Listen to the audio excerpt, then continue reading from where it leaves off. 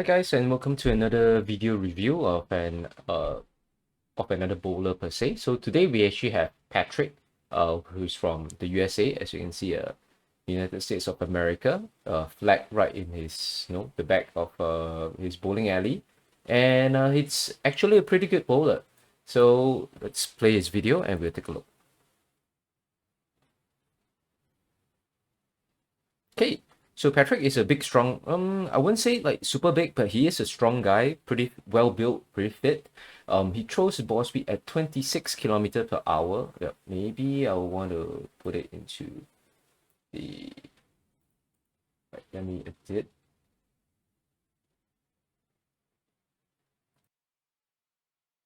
All right. So Patrick actually throws his ball at an average of roughly around 26 kilometers per hour. Because I'm using the timing method to time his shot, so might not be that super accurate. So when I press on my stopwatch, I'm timing him between like 25 to 27 kilometer per hour. So I'll just take the average 26 kilometer per hour. So it's pretty fast, very close to a professional level ball speed. So straight up, we'll try and take a look at what's good about Patrick's game. So the good is that if you look at Patrick's finishing position here, he has really extremely good knee bend. Let's zoom in. Right, very deep, very strong knee bend. So Patrick has really strong legs. Maybe I'll use blue here. Right, extremely strong knee bend. His trailing leg might be a little bit over projected towards the left. Maybe can relax a little bit more. Balance arm is also well extended, right? Well extended here. So Patrick is such a strong position that I would say that he's actually overly strong actually.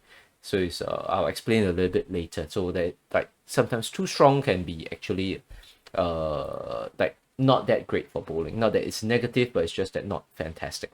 Okay. So let me take a look at my notes again. So Patrick has great knee bend, strong legs, upper body gets really low, balance arm gets straight during release. Yep, so you can see upper body gets really low. Okay, trailing well extended, so we talked about that. He has really good ball speed, so he throws about 26 kilometer per hour.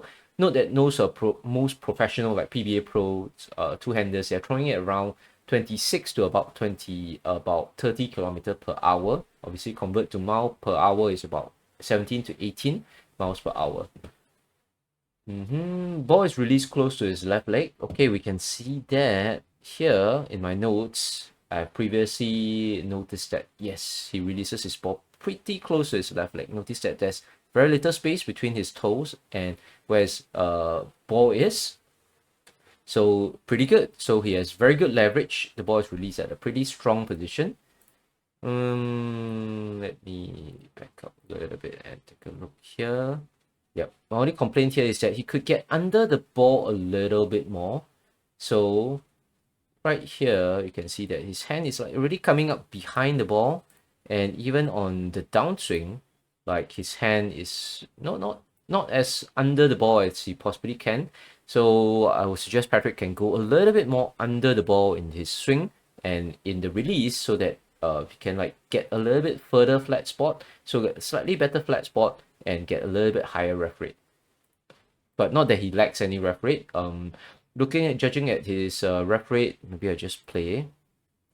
Right, Patrick easily averages around like 450. That's my estimation based on how fast his ball is spinning. At least like in the good 400 range, 400 in between 4 to 500 revolutions per minute. So he doesn't really lack much ref rate.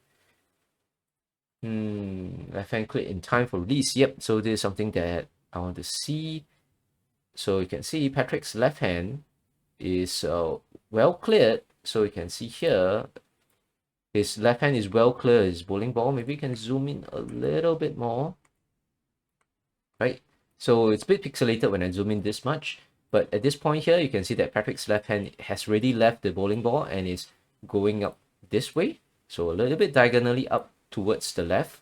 And it's well, so the left hand is no longer blocking his bowling ball. And his bowling ball is well cleared to be projected onto the lane, which he does really well. Sends it out. Okay.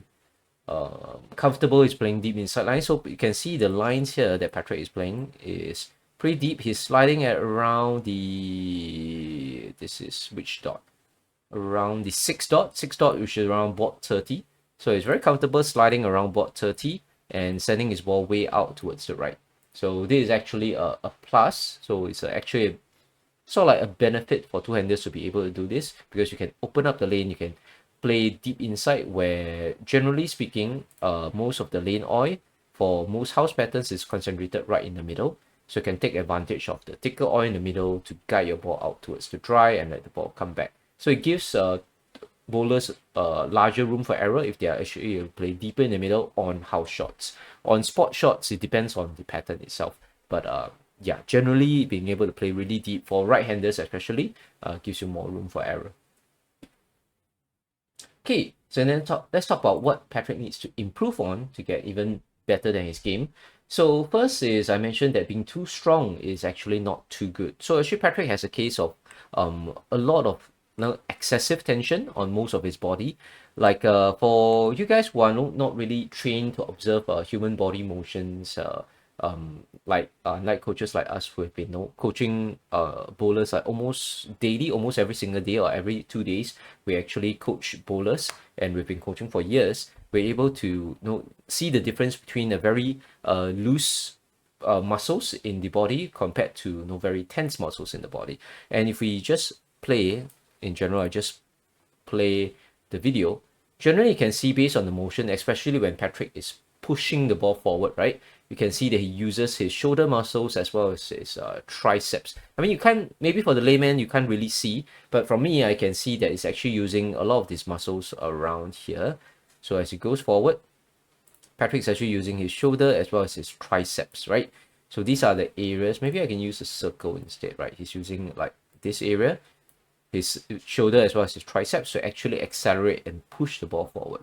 So pushing the ball forward is actually not a bad thing, but instead of overutilizing the muscles on the upper arm, instead we would prefer for Patrick to feel the ball on his palm and like push the ball forward while feeling the ball in his palm. And he's only able to feel it if his body systems are a little bit more relaxed. If he reduces the muscle tension within a lot of his upper body, then he can start to feel the ball a bit better, and he can feel the ball in his swing as he executes the shots, and then he'll be more consistent. He'll be able to fine-tune his release a little bit better. So let me see, let me double check my notes flow.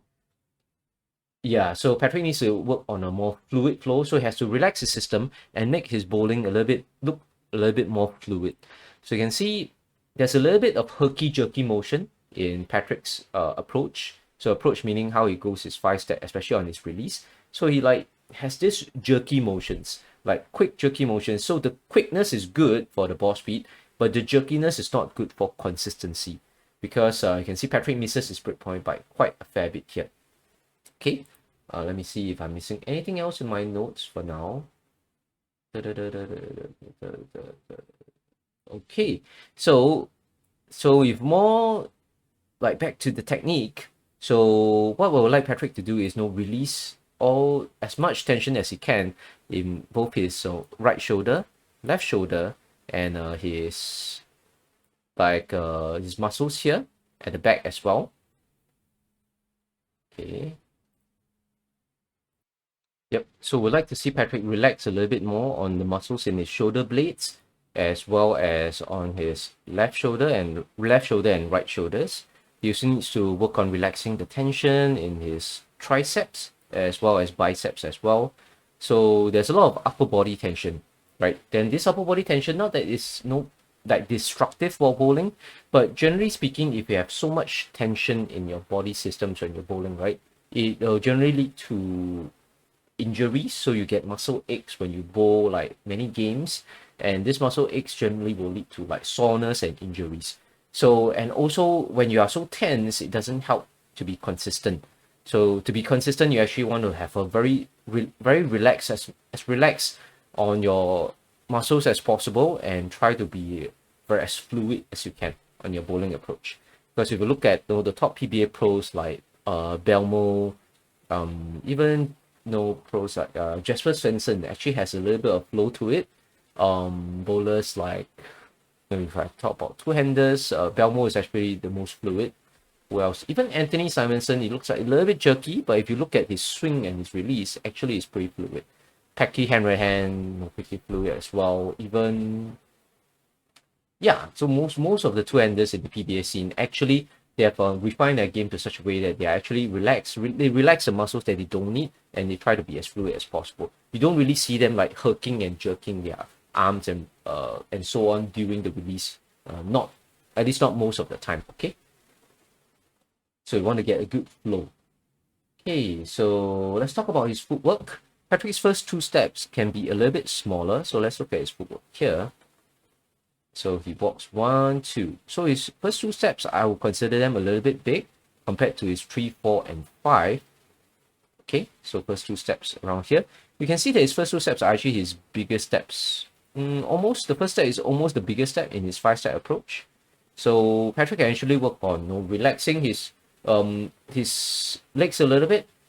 I think his legs generally not that much tension there, but he can work on like maybe taking smaller, more relaxed, casual first two steps, right? So because the first two steps doesn't give him that much momentum anyway, 1, 2, then he can actually work on maybe taking smaller but quicker steps. So if he wants to use his footwork to like increase his ball speed, he can work on taking smaller yet quicker steps. Because since smaller steps take less time to complete, they will naturally be quicker as well. So smaller, relaxed, and bigger steps.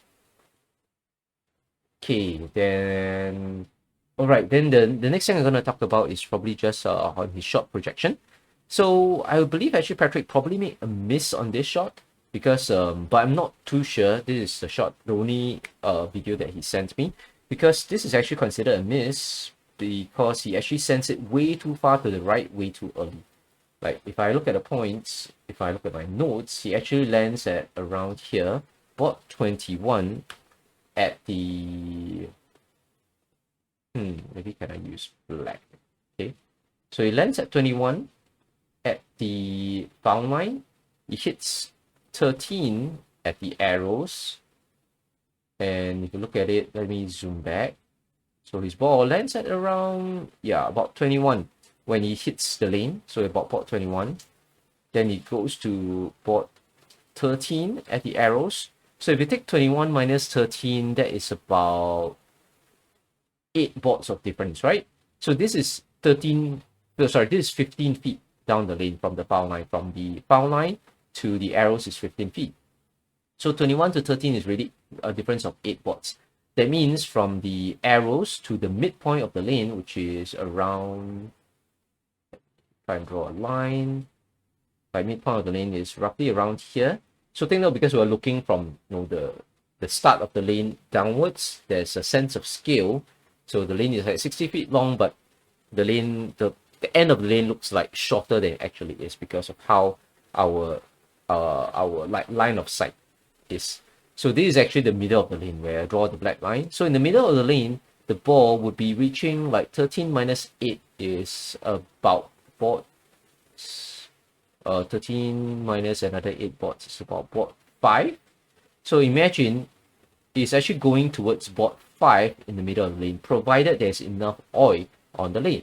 So that means the line here would go from 21 here to 13, and it's actually going towards 5. So you can see that my straight line there, right? So it's going towards 5.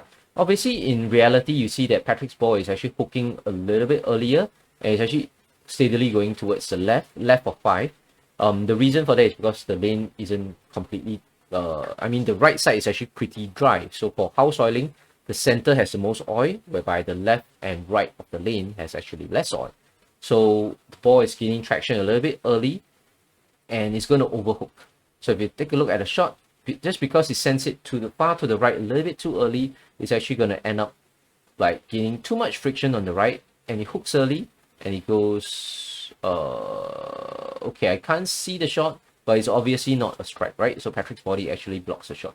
But I assume the ball is going cross pocket, right? And so maybe just, I don't know how well Patrick understands this, but he has to understand like lines and like breakpoints a bit better. generally what you would want to project your ball through is you might want, landing the ball at 21 is okay, but you won't want to really send it so far to the right at 13. Instead, you actually would want to send it, maybe I use a blue line here. You want to send it from 21 to between like maybe 15, 16 at the arrows, and send it out to roughly around board 7 to 8 at the breakpoint, because this is where most of the oil is, right? If I actually draw here, most of the oil is actually situated in the center of the lane, especially for a typical house shot. So you want to like make use, take advantage of the center oil as much as possible by sending your ball through the center oil so that it retains its energy and skids down the lane further. It goes down the lane further so that it doesn't hook early, and then it only starts to hook when it hits like the last third of the lane. So the ball will start to pick up from around here. If I'll use a red here, and I'll use a pencil, you'll start to pick up around here when it hits the dry, and then it will gradually hook to the pocket. It hooks a bit later, retains a bit more energy, and it's going to give you more strikes because you're going to transfer more energy towards the pin there, towards the pins. Okay. Generally that's about it. So Patrick's physical game is actually mostly good. Just have to work on, like, because he's such a strong guy, such a fit man, he actually wants to like work on reducing his muscular tension when he's bowling. So reducing his tension in his shoulders, his triceps, his forearms, the shoulder blades as well, relaxing them, and work on having a more fluid, relaxed flow. If you want to see like what a fluid bowler is, you can refer to one of my earlier videos when I review a local bowler, used to be academy trained bowler known as Basil. So Basil has a really fluid and smooth motion, and that's what like a top bowler should look like when they're at the top of their physical game. So other than that, no other complaints about Patrick's physical game. He's really already a pretty good bowler. He can probably score pretty high. He just has to work on relaxing his body systems, and so that he can get even more consistent. He can score even higher. He can score his 300s, his 279s, his high like 260 games and so on, by being more consistent on his shot making. Other than that, he'll probably have to work on his spare shooting. I don't know how good his spare shooting. But generally, if you have a very herky-jerky, physical game, right, your spare shooting might not be the best because you're not as consistent. So you have to work on his spares. After that, you work on equipment knowledge, line knowledge, tactical knowledge. So to say where to play, where to transition, when to change balls, when to use which kind of balls, what kind of oil to use, what kind of balls, what kind of patterns. And he should go competitive, right? Go and play like sport shot leagues. Go and play in like maybe some amateur tournaments. And if he's so confident enough, maybe he can participate in some PBA regionals, to get some competitive knowledge. That's if he's interested in that level of bowling, because not everybody is interested in the highest level of bowling because they don't have the time, they have day jobs and all that. Okay. Anything else I would like to add? I think that's about it for this review. So I'm trying to keep my reviews a little bit shorter, and thank you guys for watching. We will see you guys in the next video.